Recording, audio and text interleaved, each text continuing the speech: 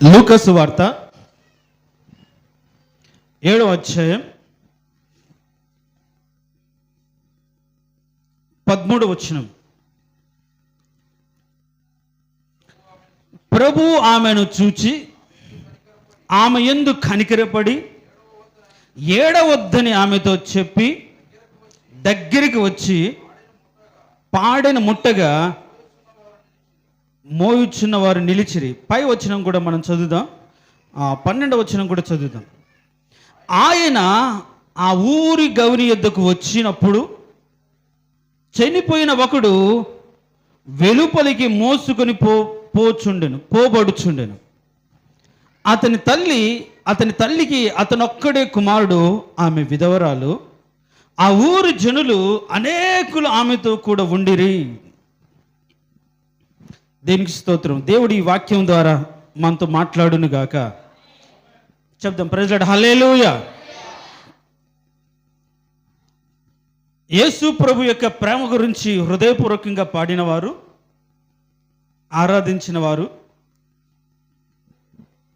ఆయన ఎంత ప్రేమ కలిగిన దేవుడో, ఎంత జాలి కలిగిన దేవుడో, మన యొక్క పరిస్థితిని బట్టి మన దగ్గరికి ఎలా వచ్చే దేవుడో మనం అర్థం చేసుకోగలిగితే హృదయం నిండా కృతజ్ఞతతో ఉంచుకొని ఆయన స్తుతించకుండా మనము మనలేము.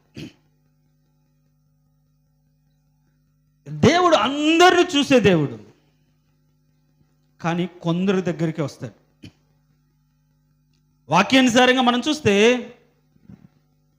మీరు దేవుని ఎద్దుకు రండి, అప్పుడు ఆయన మీ యొద్దకు వచ్చును అని వాక్యం చెప్తుంది. మనం చదివిన అంటే ఎక్కడ మనం చదివితే యాకోబు పేతురు రాస్తూ ఏమంటాడంటే, మీరు దేవుని యొద్దకు రండి, అప్పుడు ఆయన మీ యొద్దకు వస్తాడు. అంటే దేవుడు ఒకరి ఇంటికి ఒకరి వ్యక్తి దగ్గరికి రావాలంటే ఖచ్చితంగా ముందుగా వారు దేవుని యొద్దకు రావాలి అనేది వాక్యపు సత్యం. కానీ ఆయన ఒకరిని కనికరిస్తే, ఒకరికి కరుణిస్తే, ఒకరి పట్ల ప్రేమను చూపితే వాళ్ళు అడగకుండానే వారి ఇంటికి వచ్చే దేవుడు. దేవునికి స్తోత్రం, హల్లెలూయా. రండయ్యా, మా తమ్ముడు చనిపోతున్నాడు అని కబురు పెట్టారు. వెంటనే వెళ్ళాడా? అప్పటికి 2 రోజులు, అని వెళ్ళినప్పటికి 2 రోజులు, టోటల్గా 4 days, 4 రోజులు అయింది.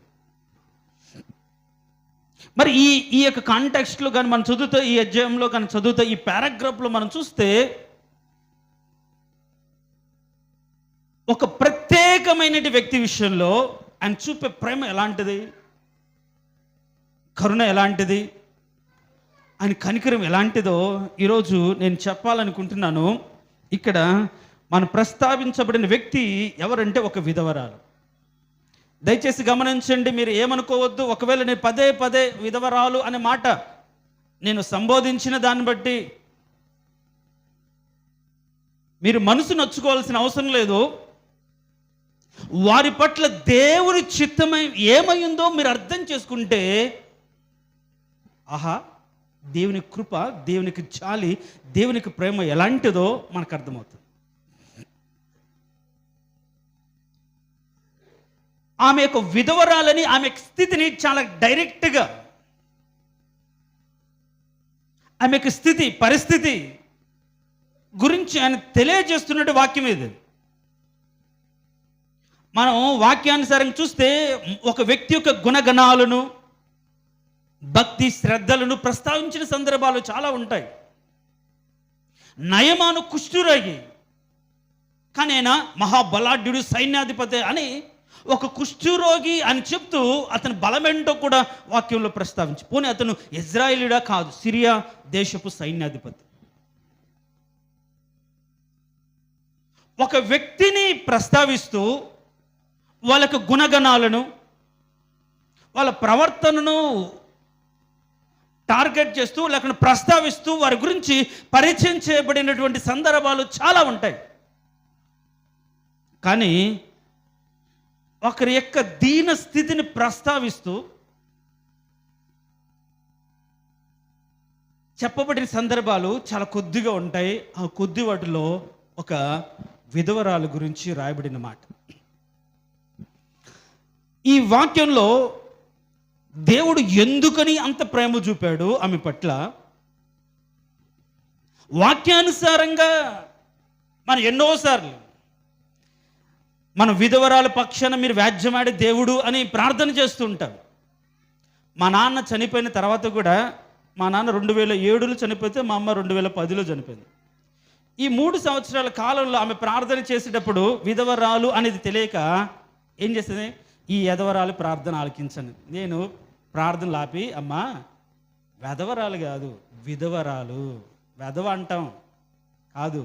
చాలామంది కూడా ప్రార్థనలో కూడా అంటే ఒకరిని చూసి ఒకరు పేద విధవరాలు అంటే ఆ ప్రొనౌన్సియేషన్లో అట్లా అంటుందేమో, మధ్యలో ఆపి నీ గురించి నువ్వే తక్కువ చేసుకుంటున్న తల్లి, వెధవరాలు కాదు విధవరాలు అంటే అప్పటి నుంచి మా అమ్మ, అయ్యా ఇది నా విధవరాలు, ప్రార్థన అంగీకరించండి, తండ్రి లేడు కదా, పిల్లల విషయంలో ఎలా నీ కృప చూపించండి అని ఆమె మొరపెట్టుకుంటుండేది. ఆధారం కోల్పోయి భారం మీద పడి పిల్లల యొక్క స్థితి గురించి ఆలోచించేప్పుడు, ఒక వేదన బాధ కలిగినప్పుడు ఏం చేయాలో పాల్పొని స్థితిలో ఒక నిరాధారమైన స్థితి భర్తను కోల్పోయినటువంటి స్త్రీలకు ఉంటుంది. విధవరాలు ఎవరు అంటే భర్తను కోల్పోయిన స్త్రీ విధవరాలు, అది ఏ వయసులో అయినా సరే. కొన్నిసార్లు మన జీవితంలో మన మధ్యలో ఉన్నటువంటి వారి విషయంలో వయసును బట్టి కొందరు, అనారోగ్యాన్ని బట్టి కొందరు, మన సంఘంలో కావచ్చు, ఒకవేళ మనం తర్వాత అప్లోడ్ చేస్తాం కాబట్టి యూట్యూబ్ ద్వారా విన్న వాళ్ళు ఎవరి జీవితంలో ఎవరి కుటుంబాలైనా సరే భర్త చనిపోయి బ్రతుకుతూ ఉన్న వారిని విధవరాలు అని సంబోధించడం, చెప్పడం మనకు తెలుసు. అలాంటి వారి పట్ల దేవుని కృప ఏమై ఉంది? బైబిల్లో అసలు విధవరాలు గురించి ఒక లెక్క ఉంది. అసలు ఎవరిని విధవరాల లెక్కలో చేర్చొచ్చో ఒక స్పెసిఫికేషన్స్ బైబిల్లో కూడా ఉంది. నేనేం రాసుకున్నానంటే చూడండి, తిమోతికి రాసిన మొదటి పత్రికలో 5వ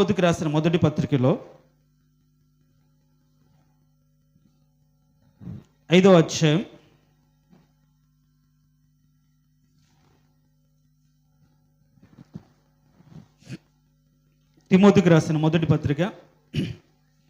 5వ అధ్యాయం 3వ వచనం చదువుతాం.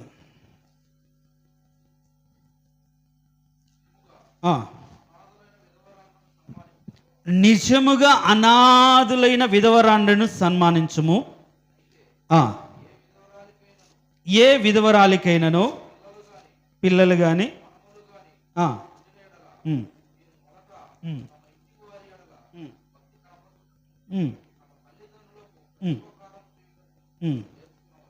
చూడండి, తిమోతికి రాసిన మొదటి పత్రిక 5వ అధ్యాయం 3వ వచనం నుంచి 3-4 వచనాలు.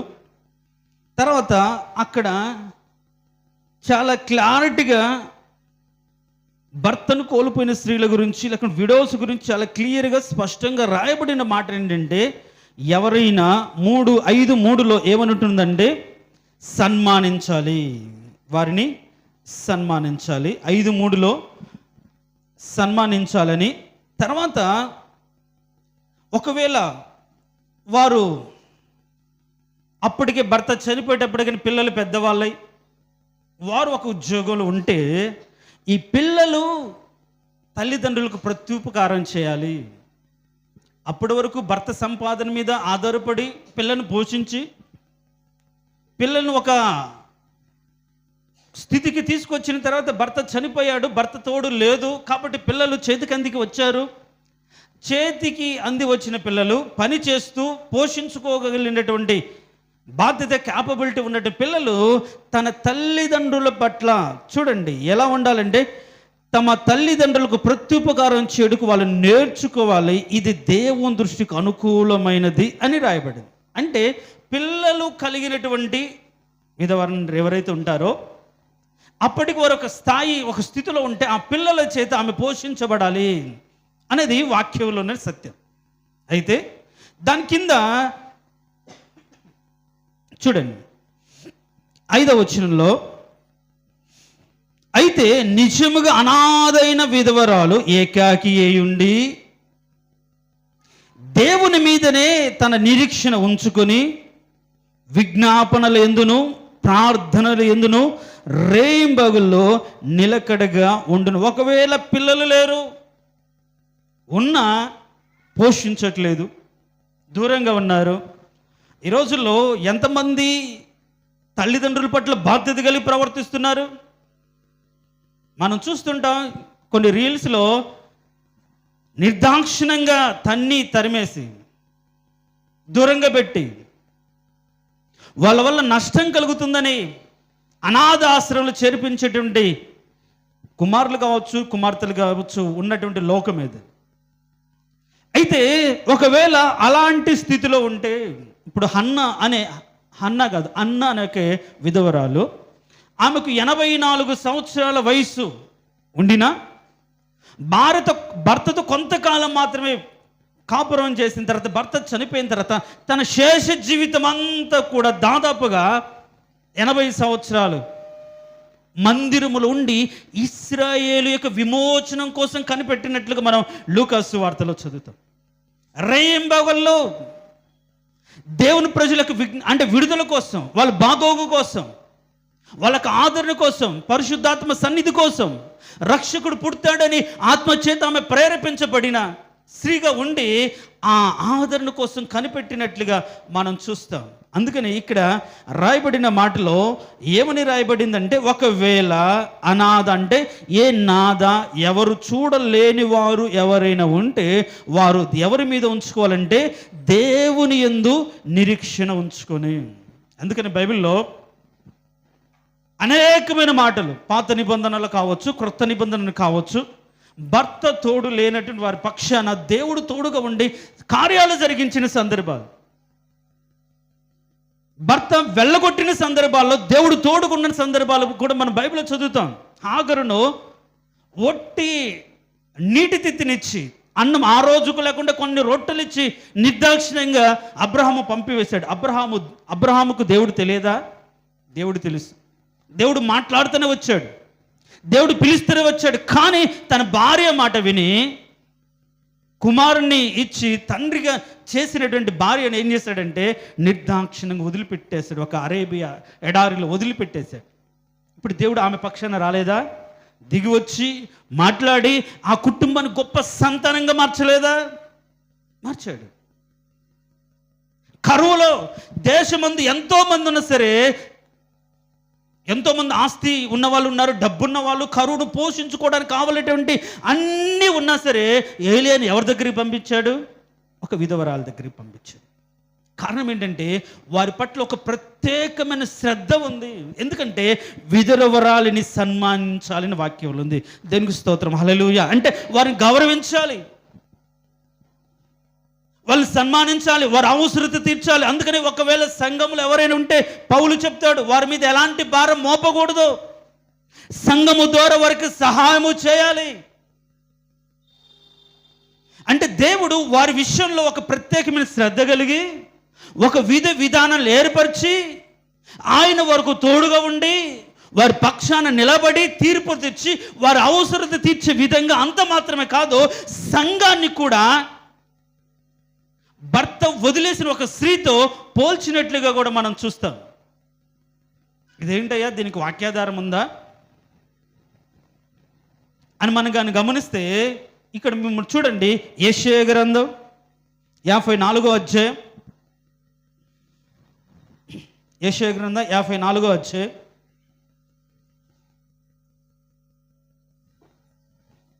4వ వచనం. చదివే వాళ్ళు నాకు వినిపించేటట్టుగా చదవండి. నాకు కాస్త చెవుడు, మీకు తెలుసో లేదు, నేను ఎప్పుడు చెప్పలే, ఇప్పుడు చెప్తున్నాను. 54వ అధ్యాయం 4వ వచనం. భయపడకుము, నీవు సిగ్గుపడనక్కరలేదు, అవమానము తలంచుకుము, నీవు లజ్జపడనక్కరలేదు, నీవు నీ బాల్య కాలపు సిగ్గును మరచుతూ నీ వైదవ్యపు నిందను ఇక మీదట జ్ఞాపకము చేసుకునవు. కారణం ఏంటంటే నిన్ను సృష్టించిన వాడు నీకు భర్త అయి ఉన్నాడు. దేవునికి స్తోత్రం, హల్లెలూయా. భర్త తోడు కోల్పోయి, ఆశ్రయ కోల్పోయి, ఆధారం కోల్పోయి ఈ లోకంలో బ్రతకాల్సి వచ్చినప్పుడు ఎవరైతే ఇప్పుడు మనం చదువుకున్న వాక్య ప్రకారంగా ఆ దేవుని యందు నిరీక్షణ ఉంచుకొని బ్రతుకుతారో, మనం 5:5 మొదటి తిమోతికి రాసిన పత్రిక 5:5 ఏముంటుంది? అనాథ అయినటువంటి విధవరాలు దేవుని యందు నిరీక్షణ ఉంచుకొని ప్రార్థన యందును ఎడతెగక ఉండాలని వాక్యాన్ని ఆధారం చేసుకుంటే, ఎవరైతే ఆధారాన్ని కోల్పోయి ఎలా బ్రతకాలో తెలియని స్థితిలో ఉన్నప్పుడు ఆ ఆధారం కోల్పోయిన వారికి దేవుడే భర్తగా ఉండి, తోడుగా ఉండి, భర్త అంటే జీవితాంతం తోడుగా ఉండేవాడు, ఆ బంధానికి విలువనిచ్చి మరణం వరకు ఎడబాయకుండా ఉండేవాడు అని ప్రమాణపూర్వకంగా నిలిచేవాడు భర్త. కష్టాల్లో, దుఃఖాల్లో, వేదనలో అర్థం చేసుకొని ఒకరినొకరు కలిసి ఉండడానికి కావలసినటువంటి ప్రార్థన జీవితాన్ని కలిగి మరణం వరకు తోడుండేవాడు భర్త. భార్య కూడా అలాంటిదే. అయితే బైబిల్లో చాలా స్పష్టంగా ఉంది, ఒకవేళ వైదవ్యపు స్థితి, భర్త కోల్పోయిన స్థితి ఉంటే ఇప్పుడు అలాంటి వారికి ఎవరు భర్తగా ఉంటారంటే దేవుడే తోడుగా భర్తగా ఉంటాడు. దేవునికి స్తోత్రం, హల్లెలూయా. ఈ రోజులో ఒకవేళ యవన కాలంలో భర్తను కోల్పోస్తే లోకం ఎంత చిన్న చూపు చూస్తుంది, ఎంత వెటకారమాడుతుంది, ఎన్ని కవ్వింపు చర్యలకు పాల్పడతారు మనుషులు. చిన్న వయసులో ఒకవేళ భర్తలను ఒకవేళ విధి వంచితలు అంటారు. దేవుని చిత్తమో దేవుని ఉద్దేశం ఏదో వారి జీవితంలో పెళ్ళయిన సంవత్సరానికో 2 ఏళ్ళకో భర్త చనిపోతే వారి మీద లోకం ఎంత దారుణంగా చూస్తుంది. ఒక రాశారంట ఒక వ్యక్తికి, నీకు 10 ఏళ్ళ కొడుకు, నీ కొడుకు నేను పోషిస్తాను, నేను నిన్ను ఉంచుకుంటాను అని రాశాడంట. ఒకరి సాక్షి నాకు చెప్పండి. ఆమె దేవుని నమ్ముకొని నీతిగా బ్రతుకు. చాలామంది ఏం చేస్తారంటే బ్రతుకు కోసమని, పొట్టకూటి కోసమని పోషించుకోవాలి కదా, పిల్లలు ఏ ఆధారం లేదు, ఇప్పుడు భర్త ఉన్నాడు కాబట్టి ఎక్కడికి బయటికి పంపకుండా ఇంట్లో కూర్చోబెట్టి సాకాడు, ఇప్పుడు ఎక్కడికి వెళ్తావు? తప్పేముంది? బైబిల్లో కూడా ఒకవేళ భర్త చనిపోతే వేరొకరిని పెళ్లి చేసుకోవాలని ఉంది తప్ప వేరొకరు పంచన లేకపోతే ఉంపుడు గత్తెగానో ఉంచుకున్న దానిగానో ఉండడానికి లేదు. చాలా క్లారిటీగా ఉంది బైబిల్. భర్త చనిపోతే వేరొకరిని పెళ్లి చేసుకోవచ్చు, ఆ యొక్క బంధం నుంచి వాళ్ళు తప్పించబడిన వారిగా ఉంది. అందుకనే మనం పోయినసారి కూడా మనం ఒకరికి భర్త చనిపోయిన ఒక ఆమెకు మనం పెళ్లి చేసినాం సంఘంలో కూడా, చనిపోయారు కాబట్టి అది వాక్యానుసారం.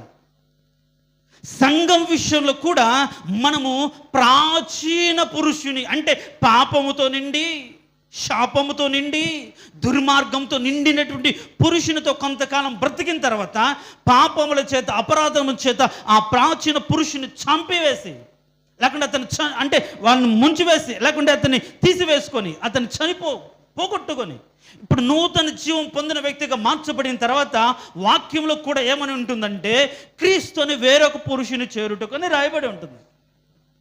క్రీస్తు అనే వేరొక పురుషుని మీరు కానీ గమనించండి, చూడండి వాక్యంలో కానీ చూస్తే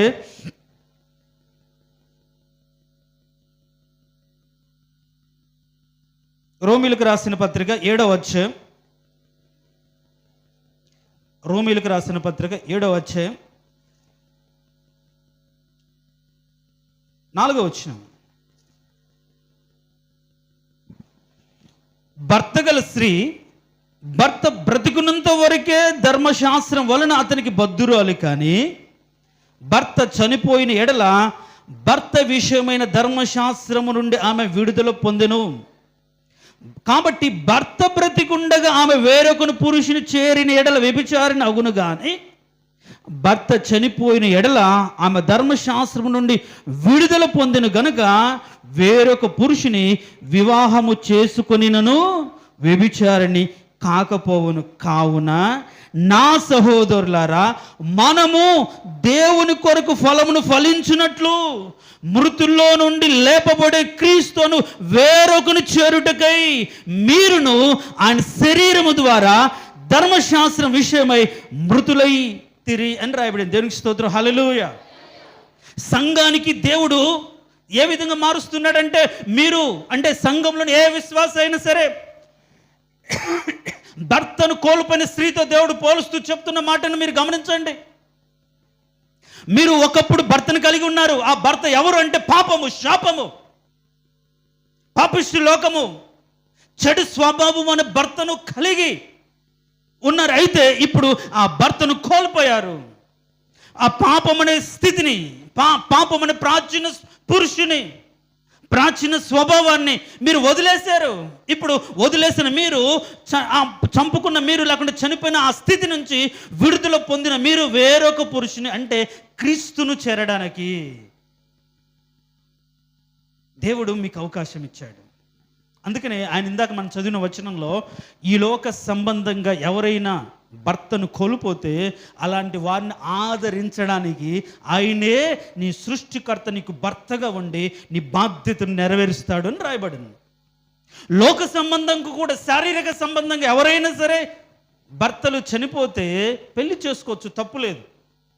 పెళ్లి చేసుకోకుండా పాపిష్టి పనులు చేస్తే మాత్రం తప్పే.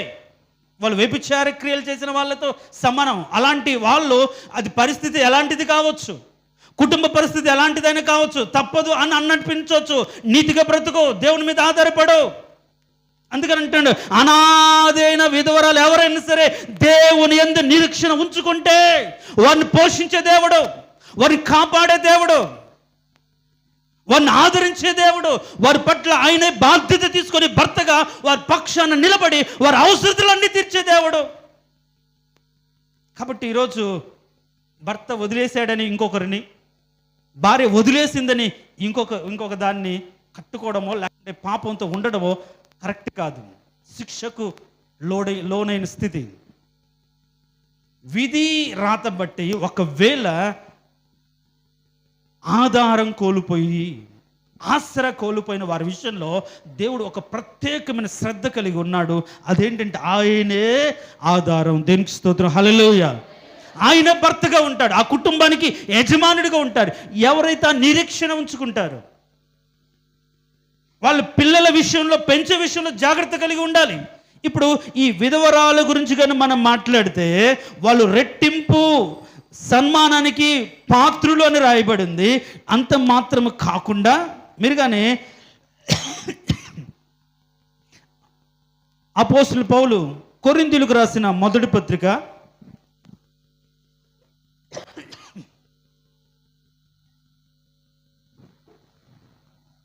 కొరింథీయులకు రాసిన మొదటి పత్రిక 7వ అధ్యాయం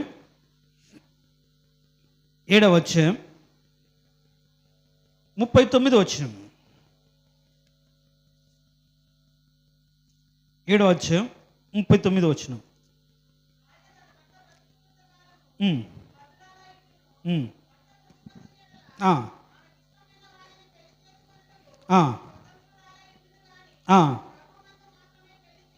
ప్రభువు నందు మాత్రమే పెళ్లి చేసుకునవలెను. తర్వాత 40వ వచనం కూడా, అయితే ఆమె విధవరాలుగా ఉండినట్టయిన మరీ ధన్యురాలు. దేవునికి స్తోత్రం, హల్లెలూయా. అంటే యవన కాలంలో భర్తలు కోల్పోయినటువంటి స్త్రీల గురించి వాక్యం ఏం చెప్తుంది అంటే, ఒకవేళ నువ్వు నిష్ఠగా ఉండగలిగి పాపిష్టి ఆలోచనలు నీ హృదయంలో చేరుకోకుండా నువ్వు నిష్ఠగా ఉండగలిగితే నువ్వు ధన్యురాలవు.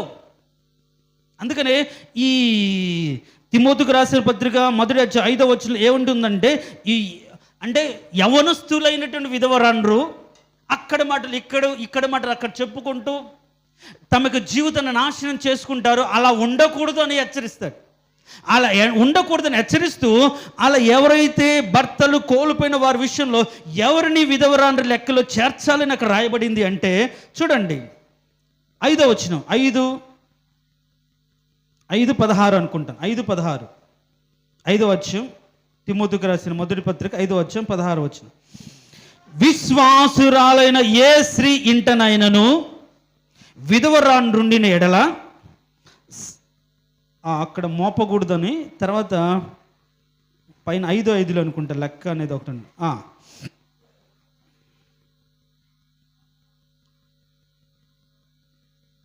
ఎక్కడమ్మా 5 కాదు 10వ వచనం చూడండి. సత్క్రియలకు పేరు పొందిన విధవరాలు పిల్లల్ని పెంచి పరదేశులకు ఆతిథ్యం ఇచ్చి పరిశుద్ధుల పాదములు కడిగి శ్రమపడు వారికి సహాయము చేసి ప్రతి సత్కార్యము చేయ పూనుకొనినదైతే ఆమెను విధవరాండ్ర లెక్కలో చేర్చవచ్చును. తల్లి అంటే భర్త చనిపోయిన తర్వాత దేవుని యొక్క క్రియలు, సత్క్రియలు చేస్తూ, అంటే పరిశుద్ధుల సహవాసంలో ఉంటూ, ఒకవేళ బాధపడిన వారికి సహాయం చేస్తూ, పరిశుద్ధమైన భక్తి కలిగిన వారిని విధవరాండ్ర లెక్కలో చేర్చవచ్చు అని ఆయన చెప్తున్నాడు. ఇప్పుడు మనం చదివినటువంటి ఈ అధ్యాయంలో ఉన్నటువంటి విషయంలో, పిల్లలను పెంచే విషయంలో, ఇప్పుడు దేవుడు ఆమెను అంటే విధవరాండ్ర ధన్యురాలని సన్మానం చేయొచ్చని, భారం మోపకూడదని, తర్వాత అలా ప్రత్యుపకారం చేయడం అనేది దేవుని దృష్టికి అనుకూలమైనదని, ఎవరైతే భర్త చనిపోయి బాధలు ఉన్న వారికి మనం ప్రత్యుపకారం చేయడం అనేది దేవుని దృష్టికి అనుకూలమైనదని బైబిల్ చెప్తూ, అట్లా అనుకూలమైనది చేయదగినటువంటి యోగ్యత కలిగినటువంటి స్థితిలో ఒక స్త్రీ ఉన్నప్పుడు మరి దేవుడు ఊరుకుంటాడా? మనుషులకే ఇన్ని కండిషన్స్ చెప్తూ మీరు విధవరాన్ని మీరు సన్మానించాలి, ఒకవేళ ఆమె స్థిరంగా ఉంటే ఆమె ధన్యురాలు, ఆమె దేవుని భక్తి కలిగి పిల్లల్ని పెంచాలి, ఒకవేళ పిల్లలు ఉంటే ఆమెకు ప్రత్యుపకారం చేయాలి, ఇది దేవుని దృష్టికి అనుకూలమైనది. అంటే విధవరాలికి ప్రత్యుపకారం చేయడం అనేది దేవుని దృష్టికి అనుకూలమైనది. వారి పట్ల శ్రద్ధ కలిగి ఉండి మేలు చేయడం అనేది దేవుని దృష్టికి ఇష్టమైనది.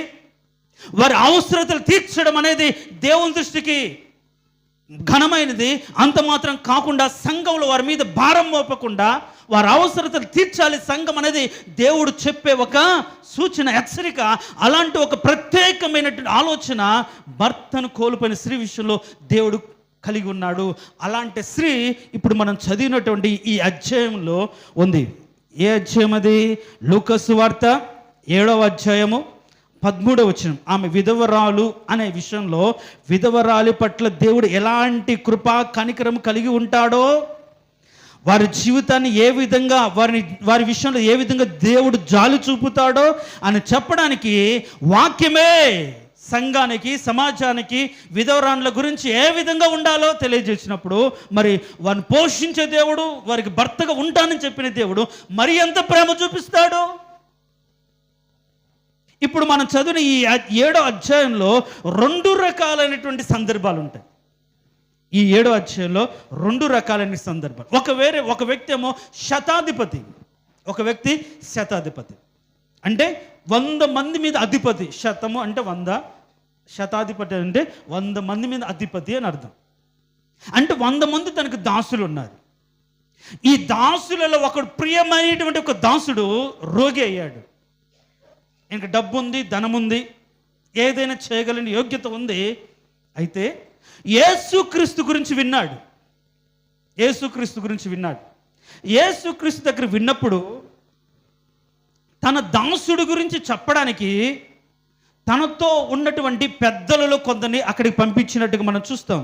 7వ అధ్యాయంలో శతాధిపతి 3వ వచనం, శతాధిపతి యేసుని గురించి విని ఆయన వచ్చి తన దాసును స్వస్థపరచవలని ఆయన వేడుకొనుటకు యూదుల పెద్దలను ఆయన యొద్దకు పంపెను. యూదుల పెద్దలు వెళ్ళి ఆ శతాధిపతి గురించి చెప్తారు. అయ్యా, నీ వలన ఆయన మేలు పొందుడికి యోగ్యుడు, ఒకసారి వాళ్ళ ఇంటికి వస్తే వాళ్ళ దాసుడు ఇలా బాధలో ఉన్నాడు కాబట్టి స్వస్థపరచాలని ఎప్పుడైతే వీళ్ళు వెళ్ళి వేడుకున్నారు. అక్కడ చదివితే ఈ పెద్దలైన వారు యేసు నద్దకు వచ్చి, నీ వలన మేలు పొందుడుకు అతడు యోగ్యుడు, అతడు మన జనులకు ప్రేమించి మనకు సమాజ మందిరం తానే కట్టించనని ఆయనతో చెప్పి మిక్కిలి బతిమాలు కొనేరి. కావున యేసు వారితో కూడా వెళ్ళాను అని రాయబడింది. చూడండి, శతాధిపతి గురించి ఒక మంచి సాక్ష్యం. శతాధిపతికి 100 మంది ఉన్నారు. ఆయన బాగలేని వారి పట్ల ఆయన ఒక బాధ్యత కలిగిన వ్యక్తిగా ఉన్నాడు. తన తరపున 100 మందిని, అంటే తన తరపున కొన్ని పెద్దలైన వారిని కూడా యేసు ప్రభు దగ్గరికి పంపగలిగి ఒక స్థితిలో ఉన్నాడు. అంటే మంచి బలము, బలగము, అధికారము అన్నీ ఉన్నాయి, ఒక స్తోమత ఉంది.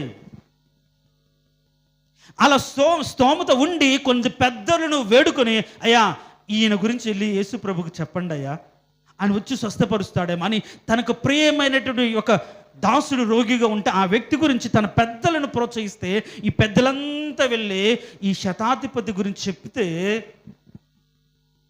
శతాధిపతి ఈ యొక్క దాసులు ఆ పెద్దలు చెప్పిన మాట విని యేసు ప్రభే సరే పద వాళ్ళ ఇంటికి వెళ్దామని బయలుదేరాడు. ఇప్పుడు కింద వచనం చూస్తే అసలు పూర్తి డిఫరెంట్. ఒక్కడే కొడుకు, ఆ కొడుకు కూడా చనిపోయాడు. ఇప్పుడు యేసుక్రీస్తు దగ్గరికి ఎవరు తీసుకొచ్చే వాళ్ళు లేరు, ఆమెను ఓదార్చే వాళ్ళు లేరు. అయ్యా ఆమెకు ఒక్కడే కొడుకయ్యా, ఆమె అతని మీద ప్రాణం పెట్టుకొని బ్రతుకుతుంది, ఆ కుమారుడే చనిపోతే ఆమె ఎలా బ్రతుకుతుంది? అయ్యా నీ దయ చూపించండి ప్రభువా, నీ కనికరించండి, ఆమె బ్రతుకుతుంది, కుమారుడు కోసమే బ్రతుకుతుంది, ఆ కుమారుడే చనిపోయాడు ప్రభువా, అయ్యా నువ్వు దయ చూపించండి. ఈమె తరపున వేడుకునే వాళ్ళు ఎవరు లేరు, అడిగే వాళ్ళు ఎవరు లేరు, ప్రార్థించే వాళ్ళు ఎవరు లేరు. నిజమే, ఈ రోజుల్లో కూడా డబ్బున్న వాళ్ళ ఇంటికి వెళ్తారు, డబ్బున్న వాళ్ళని పరామర్శిస్తారు, వాళ్ళ గురించి ప్రార్థన చేస్తారు, కానీ లేని వాళ్ళ ఇంటికి వెళ్ళడానికి గురించి కానీ వాళ్ళ గురించి ప్రార్థన చేయడానికి గురించి కూడా చాలామంది మనసు ఉంచారు, వేడుకోరు. చూడండి, ఒకే అధ్యాయంలో 2 రకాలైన సందర్భాలు. ఒకరు డబ్బున్నారు కాబట్టి ఆ అధిపతులు యేసు ప్రభుకి దగ్గరికి వెళ్ళారు, వేడుకున్నారు, రండి ప్రభువా అని వాళ్ళ పెద్దరికాన్ని పక్కన పెట్టి తమ యొక్క దాసుడు, తన యొక్క యజమాని యొక్క విషయంలో దేవుడు కృప చూడనట్టుగా వీళ్ళే తగ్గించుకున్నారు. చూడండి ఎంత ధన్యుడో ఆ యొక్క వ్యక్తి. పెద్దరికాన్ని పక్కన పెట్టి యేసు ప్రభువును బతిమలాడుకున్నారు. అయ్యా అతడు చాలా మంచివాడయ్యా, చాలా మంచి చేశాడయ్యా, మనకు చాలా ఉపయోగపడ్డాడు, అంటాడు అక్కడ, మన సమాజ మందిరానికి ఉపయోగపడ్డాడయ్యా, అలాంటి చాలా మంచి వ్యక్తి, అతని దాసుడు ఇబ్బంది పడుతున్నాడయ్యా, మీరు రండి అయ్యా, మీరు రండి, అతను రాలేదనుకొని మీరేమనుకోవద్దయ్యా, మీరు రండి ప్రభువా అని ఈ పెద్దలు బతిమలాడుకున్న దాన్ని బట్టి యేసు ప్రభు వచ్చాడు. కానీ ఇక్కడ ఈమె తరపున అడగడానికి ఎవరు లేరు, ప్రార్థించే వాళ్ళు ఎవరు లేరు. ఈరోజు కూడా ఒకవేళ నువ్వే అట్లా అన్నావా, ఎవరు నన్ను పట్టించుకోవట్లేదు, నా గురించి ప్రార్థన చేసే వాళ్ళు ఎవరు లేరు, నేను స్థితిలో పడి ఉంటే ఎన్ని రోజులు పడి ఉన్నా నన్ను దర్శించే వాళ్ళు ఎవరు లేరు, నన్ను చూసే వాళ్ళు ఎవరు లేరు, నాకు ఆధారం ఏమీ లేదు, నా తరపున దేవునికి విన్నవించుకునే వాళ్ళు ఎవరు లేరు, ప్రార్థించే వాళ్ళు ఎవరు లేరు, సహాయం చేసే వాళ్ళు ఎవరు లేరు, నేను ఊర్లోనే ఉన్నాను, చుట్టూ అనేక కుటుంబాలు ఉన్నాయి, నన్ను పట్టించుకునే వాళ్ళు ఎవరు లేరు అని నువ్వు అనుకుంటున్నావా? విధవరాలు పక్షాన దేవుడు తీర్పు తెచ్చేవాడు, వారికి భర్తగా ఉండి బాధ్యత ఎరిగే దేవుడు. కాబట్టే దేవుడు ఆ పట్టణానికి వచ్చినట్టుగా మనం చూస్తాం. దేవునికి స్తోత్రం, హల్లెలూయా.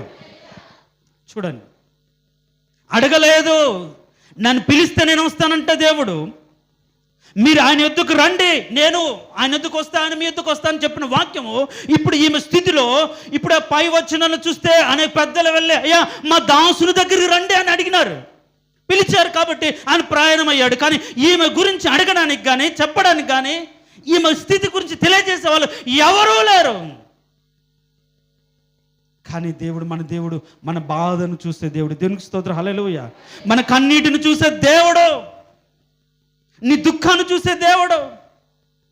ఒకవేళ ఆ కుమారుడు రోగిగా ఉంటే ఎవరిని బతిమలాడుకుందో, ఎవరి దగ్గరికి వెళ్ళిందో, ఎవరు ఏ సహాయం చేశారో, ఏ సహాయము చేయలేదు మనకు తెలియదు. కానీ కుమారుడైతే చనిపోయాడు, కుమారుని అయితే పోగొట్టుకుంది, తనకు అండలేదు, ఆధారం లేదు. ఒకడున్నాడు, వాడి కోసం బతకొచ్చు అనుకోవడానికి అవకాశం ఉండేది బ్రతకడానికి. ఇప్పుడు ఆ కుమారుడు పోయాడు, ఇంకా నేను దేనికోసం బ్రతకాలి, నేను దేనికోసం బ్రతకాలని ఆ యొక్క ప్రజలు అతను ఎత్తుకొని పోతుంటే ఇంట్లో ఉండలేక కుమారుడా నా కుమారుడా అనుకుంటూ పాడ వెంబటి గుండెలు బాదుకుంటూ వేదన పడుతూ ఏ విధంగా నేను బ్రతకాలి, ఏ విధంగా నేను జీవించాలని ఆ యొక్క కుమారుడు యొక్క వెంట రోధిస్తూ వెళ్తే అందరు ఉన్నారండి చుట్టూ. ఎంతమంది ఉన్నారు? ఊరంతా కూడా ఆమె వెంట వెళ్ళింది. ఊరు ఊరు కూడా ఆయన వెనక వస్తుంది. అయ్యో ఒక్కడే కుమారుని పోగొట్టుకుని ఆ తల్లి ఎంత వేదన పడుతుంది, ఎంత దుఃఖపడుతుంది అని ఆమె వెంట వెళ్ళారు. కానీ ఏ వ్యక్తి కూడా యేసు ప్రభు దగ్గరికి, అయ్యా మా ఊర్లో ఒక అమ్మాయి ఉంది, ఒక ఆమె ఉంది, ఒక్కడే కుమారుడు, అతను చనిపోడయ్యా, నువ్వు అందరు లేపేవు కదయ్యా, వచ్చి ఆమె లేపండి అయ్యా, లేకపోతే వచ్చి ముట్టండి అని ఆమె తరపున ఆ బాధను అర్థం చేసుకొని ప్రార్థించే వాళ్ళు ఒక్కరికి లేరండి. ఈ రోజుల్లో ఎంతమంది అలా లేరు? నా గురించి ఎవరు ప్రార్థన చేస్తారులే, నన్ను ఎవరు పట్టించుకుంటారులే, నా సమస్యలు ఎవరికి లే, చెప్పుకుంటే లోకు అయిపోతున్నాను, నా గురించి హేళన చేసుకుంటున్నారు, చెప్పిన దాన్ని బట్టి ఇంకా రకరకాల కామెంట్ చేస్తున్నారు, నా బాధ ఎవరికి అర్థమవుతుంది అనుకుంటున్నావా? దేవుడు ఏమంటున్నాడంటే, నువ్వు అనాథగా ఉంటే, ఏ దిక్కు లేని స్థితిలో ఉంటే, నీకున్న ఆధారం పోగొట్టుకున్న స్థితిలో నీవు ఉంటే, వారికి భర్తగా ఉండి వారిని చూసి పిలవకపోయినా వచ్చే దేవుడు అండి. దేవునికి స్తోత్రం, హల్లెలూయా. ఆయన ప్రేమ కలిగిన దేవుడు, కనికరం కలిగిన దేవుడు, ఆయన జాలి, ఆయన కరుణ, ఆయన కటాక్షం ఎంత ఉందో చూడండి. నీవున్న దీన స్థితిని తెలుసుకొని ఆయన ఎక్కడో కపెర్నహూములో ఉంటే, నాయన ఊరిలో ఇది జరిగి వాళ్ళు వెళ్ళిపోతుంటే ఆ ఊరికి అర్థం ఏంటంటే, పచ్చిక గల చోటని, మెత్తగల స్థలం అని, సౌందర్యం కలిగిన స్థితి అని ఆ ఊరికి పేరు. కానీ ఈ బ్రతుకుల సౌందర్యం లేదు, పచ్చిక లేదు, నెమ్మది లేదు, ఉన్న ఆధారాన్ని పోగొట్టుకొని వేదన పడుతూ దుఃఖపడుతూ ఇంకా పాతి పడితే ఎలా బ్రతకాలి అనుకొని దుఃఖపడుతూ పాడి వెంబడి, అయ్యా నా బాధ ఎవరు చేసుకో, నాకు ఎవరు తోడుగా ఉంటారు, నన్ను ఎవరు నడిపిస్తారు, నేను ఎవరి కోసం బ్రతకాలి అని దుఃఖపడుతూ వెళ్తున్నప్పుడు యేసు ప్రభు పిలవకపోయినా వచ్చాడండి. పిలవకపోయినా వచ్చాడు, ఆమెను చూశాడు. నేను ఏం చెప్తున్నానంటే, నీ బ్రతుకులో కూడా ఏదైనా ఆధారం లేకపోయినప్పుడు మనుషుల మీద నువ్వు ఆధారపడ మాకు, మభ్యపెట్టే మనుషులను నమ్ముకో మాకు. అందుకని విధవరాలైన స్త్రీ దేవుని యందు నిరీక్షణ ఉంచుకొని రాత్రింబవళ్ళు ప్రార్థన చేయగలిగితే వారికి భర్తగా ఉండి వారి బాధను చూసి వారి దగ్గరకు వచ్చి విడిపించగలిగిన దేవుడు. ఆ వచనాన్ని, ఆ కంటెస్ట్లు కానీ మనం చదివితే చూడండి, ఇక్కడ శతాధిపతి తరపున ఒకరితో పుచ్చుకొని ప్రార్థన చేసిన వాళ్ళు, నచ్చజెప్పిన వాళ్ళు యేసు ప్రభు దగ్గర వచ్చారు. కానీ వారి ఇంటికి వెళ్ళిన దేవుడు ఇప్పుడు చూడండి, మనం చూస్తే 11వ వచనం, వెంటనే అనే మాట, వెంటనే ఉందా? 11వ వచనం,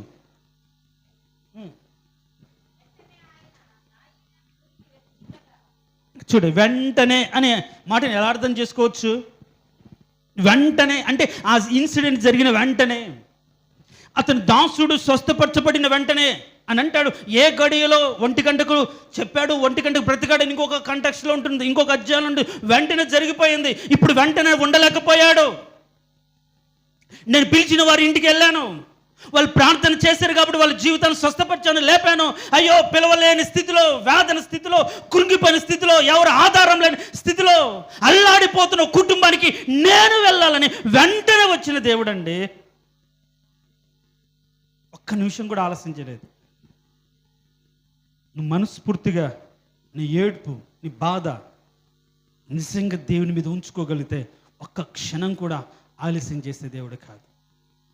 నువ్వు చస్తావు, లేచి నీ మంచాన్ని లేకపోతే నీ పడుపు నువ్వు సిద్ధపరచుకుంటే అని అంటాడు, అయ్యా నీ ఎదుటని ఎట్లా బతికానో తెలుసు కదా, ఎలా నీతిగా బ్రతుకునో తెలుసు కదా, మందిర విషయంలో ఎలా పరిచర్య చేశానో నీకు తెలుసు కదా, నీ సత్యాన్ని ఎలా జరిగించానో తెలుసు కదా, ఇంకా నిన్ను ఏమి చేయాలయ్యా నేను బ్రతకాలంటే అని కన్నీళ్ళు పెట్టుకుంటే దేవుడు ఒక్క క్షణం కూడా ఉండలేదండి.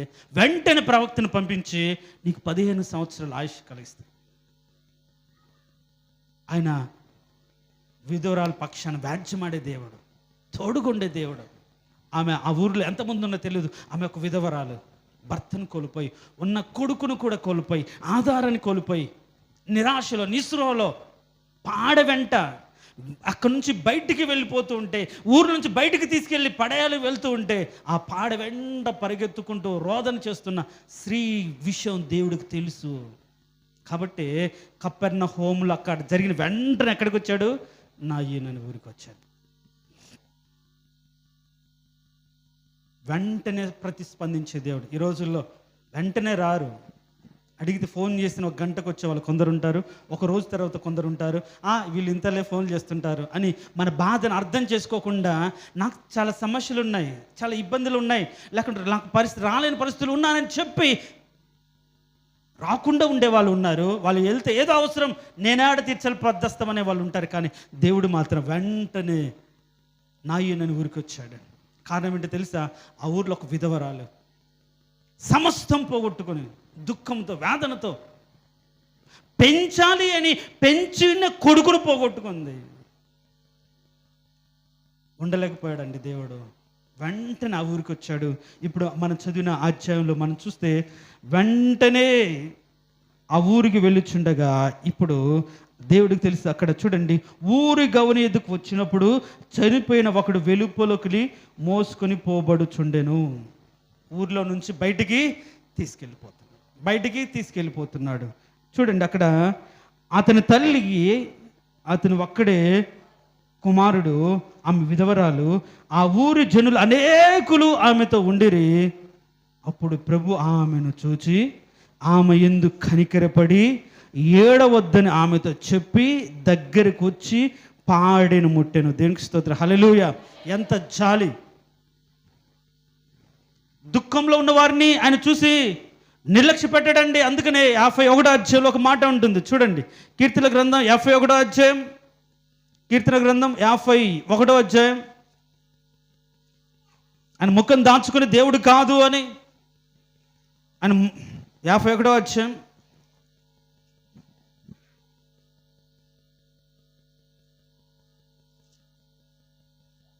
51 కాదండి,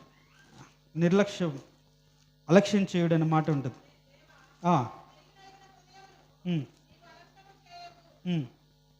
అట్లా కాదు, ముఖం దూరపరుచుకోను అనే మాట ఒకటి ఉంటుంది. రెఫరెన్స్ 51 31. ఆ మాట చాలా బాగుంటుంది చూడండి. 51లోనే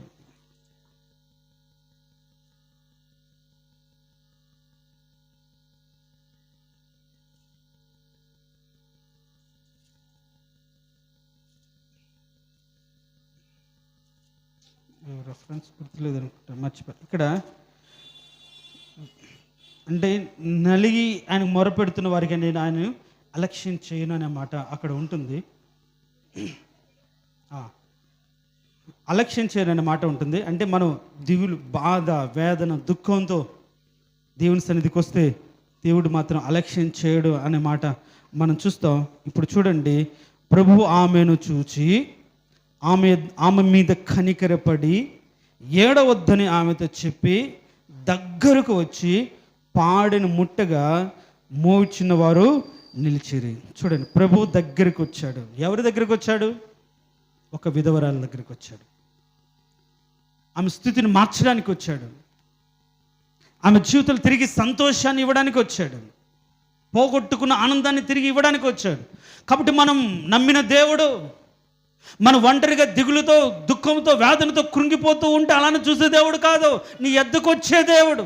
అందుకనే నిర్గమకాండంలో ఉంటుంది, నిశ్చయంగా నా ప్రజల బాధ నేను చూచి తిని, కాబట్టి విడిపించడానికి, నడిపించడానికి దిగి వచ్చిన దేవుడును.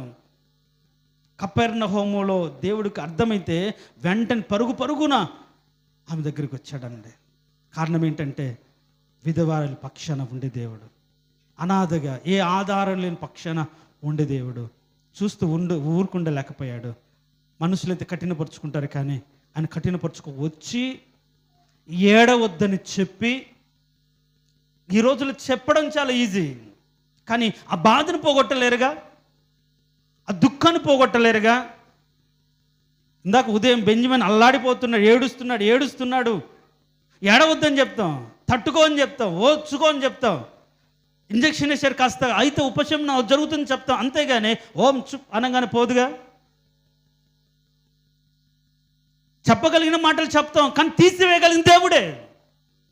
చూడండి, ఆమె జీవితంలో అనేక మంది వెంబడించే వాళ్ళు అనేక చెప్పింటారు, ఇవి మామూలే కదమ్మా, ఇంకా పుట్టిన వరకు ఖచ్చితంగా చనిపోవడం ఏదో ఒక రోజు ఏదో ఒక విధంగా జరుగుతుంది, నీ కుమారుడు కాస్త ముందుకు వెళ్ళిపోయాడు, ఓర్చుకో, ధైర్యంగా ఉండు, దేవుని చిత్తమేమో.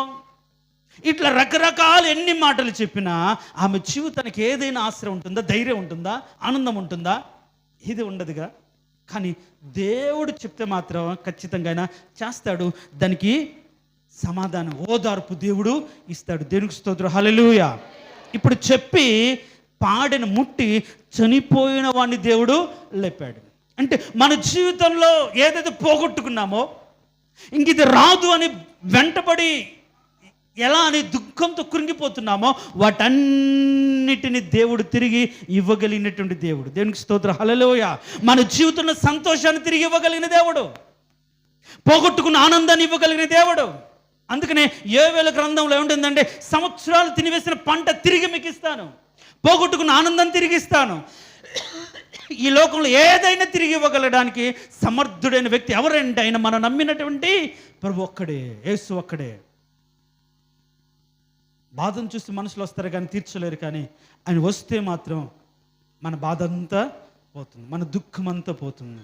ఇంతమంది వెంటబడుతున్నారు, వెంబడిస్తున్నారు, ఎవరి వల్ల ఆ దుఃఖం పోలేదు. ఆయన అనుకున్నాడు, పాపం ఈమె ఎంత ప్రేమ గలిదో, ఇంతమంది చనిపోతే ఎంతమంది ఊరంతా వెంటబోతున్నారు, ఎవరి వలన ఆదరణ పొందుకోలేదు అని ఆయన వచ్చి ఆమెకు ఆదరణ కలుగజేసినట్లుగా మనం చూస్తాం. ఆమె మీద కనికరపడి, అంటే మన దీన స్థితిని చూసి కనికరపడే మన దేవుడు, ఆ స్థితి నుంచి విడిపించే దేవుడు. కాబట్టి ప్రియులారా, ఈరోజు నువ్వు ఏ స్థితిలో ఉన్నావో దుఃఖపడాల్సిన అవసరం లేదు. ఇప్పటికీ ఆయన కనికరం నీ మీదకి వచ్చి ఆయన చూసి నిన్ను బలపరచడానికి ఆయన మన మధ్యలోకి వచ్చినటువంటి దేవుడు.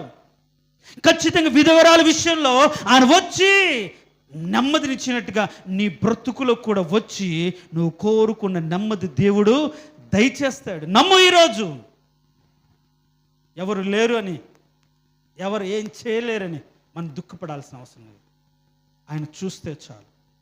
అందుకే నీ ఏడ్పు నువ్వు యథార్థంగా ఉంటే ఖచ్చితంగా పరిగెత్తుకుంటూ వస్తాడు. చూడండి, ఒక విధవరాలి పక్షాన దేవుడు ఎంత కార్యం చేశాడు. వాక్యం ముందు చెప్పాడు, వాడిని సన్మానించాలి, వాళ్ళని గౌరవించాలి, వాళ్ళ అవసరతలు తీర్చాలి అని చెప్పిన దేవుడు, రెట్టింపు ఘనతకు పాత్రలు వాళ్ళు ఎంచాలని చెప్పిన దేవుడు ఒక విధవరాలి పక్షాన ఆ మాటలను ఆయన నిలబెట్టి సన్మానించాడు, ప్రత్యుపకారం చేశాడు, బలపరిచాడు, ఆమెకు సహాయం చేశాడు. ఏమీ లేని వారి పక్షాన దేవుడు ఉండే దేవుడు. కాబట్టి ఈరోజు మనం నమ్మిన దేవుని బట్టి మనం ఈరోజు మనస్ఫూర్తిగా సంతోషంగా నాకు తోడుగున్న దేవుడు అని పలుకుదామా? కానీ మనం చూస్తే ఆయన నమ్మిన వారే దూరం అయిపోయారు, చల్లా చెదిరైపోయారు. మన కోసం కొట్టబడ్డాడు, ఈడోబడ్డాడు, నమ్మిన వారే ముంచేశారు. ప్రాణం పైన నేను వదిలిపెట్టిన వ్యక్తి, బీరాలు పలికిన వ్యక్తి వదిలిపేసి వెళ్ళిపోయాడు. ఒక్కొక్కరు దూరమైనా సరే మన కోసం తన రక్తాన్ని చిందించి పాపం నుంచి విడిపించి పరిశుద్ధతనిచ్చిన దేవుడు నీ బ్రతుకులో నువ్వు మంచిదానివి కాకపోయినా, మంచివాడు కాకపోయినా, నీకోసం ప్రాణం పెట్టి రక్తం చిందించి పాపం నుంచి విడిపించిన దేవుడు కాస్త యథార్థంగా ఉంటే నీ బ్రతుకును మార్చడా? నువ్వు సత్యంలో నిలబడితే, నీతిగా బ్రతుకుతే నీ జీవితాన్ని దేవుడు ఉద్ధరింపడా, బాగు చేయడా? ఈమె విధవరాలే, కానీ భక్తి గలదిగా ఉందేమో, దేవుడి మీద ఆధారపడి నిరీక్షణ కలిగి ఉందేమో, దేవుడు వచ్చి ఆమెను బలపరిచాడు, అలా అవసరత అన్నిటిని తీర్చాడు. కాబట్టి మనం కూడా మనస్ఫూర్తిగా ఆయన మీద ఆధారపడితే మన అవసరత ఇచ్చి మన మీద కనికరపడి మనం పోగొట్టుకు అన్నిటిని దేవుడు మనకు అనుగ్రహిస్తాడు. తలలో వంచండి, చిన్న ప్రార్థన చేసుకుందాం. తలలు వంచిన మనం, ప్రియ తల్లి, నీ స్థితిని చూసే దేవుడు ఈరోజు మాట్లాడుతున్నాడు. అందరు ఉన్నా ఒంటరిదానిగా ఉన్నావు, అందరు ఉన్నా ఎవరు సహాయం చేయలేని స్థితిలో ఉన్నావు. ఎంతమంది ఉన్నా నీ బ్రతుకునిదే. ఆనందపడ్డానికి, ఆశ్రగా ఉంటారు అని చెప్పుకోవడానికి ఒక్కరూ లేరా? అందుకే దేవుడు నీతో ఉండడానికి వెంటనే వచ్చిన దేవుడు. విధవరాల విషయంలో దేవుడు కృప చూపించి త్వరగా వచ్చినట్టుగా నీ దగ్గరికి వచ్చాడు. కాబట్టి ఈరోజు ఏమని నువ్వు ప్రార్థన చేయాలి? అవును ప్రభువా, నా బ్రతుకును బాగు చేయడానికి నా కుటుంబంలోకి రండి ప్రభువా, నా పక్షాన ప్రార్థన చేసేవాళ్ళు కూడా లేకపోయినప్పుడు మీరే నా పక్షాన ఉండడానికి రండి నాయన. డబ్బున్న వాళ్ళ పక్షాన అనేక మంది ఉంటారు, కానీ నా పక్షాన ఎవరు లేరు. నా దీన స్తుతి చేసి దరిద్రుడు తన ఇరుగు పొరుగు వారికి అసహ్యుడు అన్నట్లుగా నేను అసహ్యుడిగా మార్చబడ్డాను. ఎవరు నా దగ్గరికి రావట్లేదు. వచ్చిన కపటంతో వస్తున్నారు. అయ్యా నువ్వు వస్తే చాలు, నా బ్రతుకు మారిపోతుంది. నువ్వు రండి ప్రభువా అని మనస్ఫూర్తిగా దేవుని హృదయంలోకి ఆహ్వానిద్దాం. మా బ్రతుకులు మార్చుకుందాం. ప్రార్థన చేసుకుందాం. మహోన్నతుడా, సర్వాధికారి, జీవం కలిగిన దేవా, నీ ప్రేమ ఎంత ఉన్నతమైంది నాయన. మేము ప్రేమించకపోయినా మమ్మల్ని ప్రేమించి దేవుడు, మీరు చెప్పిన మాట నిలబెట్టుకున్న దేవుడు, విధవరాల విషయంలో ఏ ఏ విధంగా ఉండాలో చెప్పిన దేవుడు, వాటిని నెరవేర్చడానికి, ఆ బాధను తీర్చడానికి దిగి వచ్చినట్టుగా మేము విన్నాం. అందుని బట్టి నీకు స్తోత్రం నాయన. ఎవరైతే ఉండి లేనట్టుగా బ్రతుకుతున్నారో, దుఃఖంతో కృంగిపోతున్నారో, వేదనతో కృంగిపోతున్నారో తండ్రి, ఆ రోజు హాగర్ను మీరు జ్ఞాపకం చేసుకున్నట్లుగా ప్రతి ఒక్క బిడ్డను మీరు జ్ఞాపకం చేసుకోండి ప్రభు. అయా నాకు దిక్కెవరు తండ్రి అని అడుగుతున్న ప్రతి కుటుంబాన్ని మీరు జ్ఞాపకం చేసుకోండి. అయా నన్ను ఆదరించవా యేసయ్యా అని అడుగుతున్న ప్రతి కుటుంబాన్ని తండ్రి నీ కనికర వారి మీదకి దిగిరానివ్వండి. నీ దయ వారిని పాలించినట్లుగా తండ్రి నీ కృప వారికి చూపించండి. మీరు వస్తే వాళ్ళ బ్రతుకులు బాగుపడతాయి నాయన. మీరు వస్తే వాళ్ళ జీవితాలు చనిపోయిన స్థితి తిరిగి బాగుపడుతుంది, తిరిగి లేపబడుతుంది. మృతమైన స్థితి ఉజ్జీవింపబడుతుంది, జీవించబడుతుంది నాయన. అలాంటి ఉన్నతమైన స్థితి కలిగించడానికి ప్రతి కుటుంబంలోకి రండి నాయన. వేదన చూసి మీరు వచ్చిన దేవుడు, బాధ చూసి వచ్చినట్లుగా నాయన వారి బాధను అర్థం చేసుకుని దిగిరండి ప్రభు. నీకు స్తోత్రాలు. అడగకపోయినా మీరు వచ్చే దేవుడు తండ్రి, వారితో మాట్లాడండి. నీవే నిజమైన దేవుడు అని ప్రభు గొప్ప దర్శనమిచ్చిన బ్రతుకును బాగు చేశాడని సాక్ష్యము చెప్పునట్లుగా అద్భుత కార్యములు నీ నామములో సంఘములో జరుగునుగాక నాయన. నీకు స్తోత్రం. ప్రతి కుటుంబం నీ చేత ఆదరించబడును గాక. ప్రతి అవసరతలు నీ నామముల మీరు తీర్చుతురుగాక తండ్రి. నీకు స్తోత్రం. బలపరిచి స్థిరపరచమని నీ ప్రేమను అర్థం చేసుకుని అనేకులు నీ దగ్గరకు వచ్చినట్లుగా ఆ ప్రేమలో నిలబడి నీకోసం బ్రతుకున్నట్లుగా నీ కృప చూపించమని యేసయ్య అతి శ్రేష్టమైన దివ్యగణ నామమున అడిగి వేడుకొంచున్నాము తండ్రి. ఆమేన్.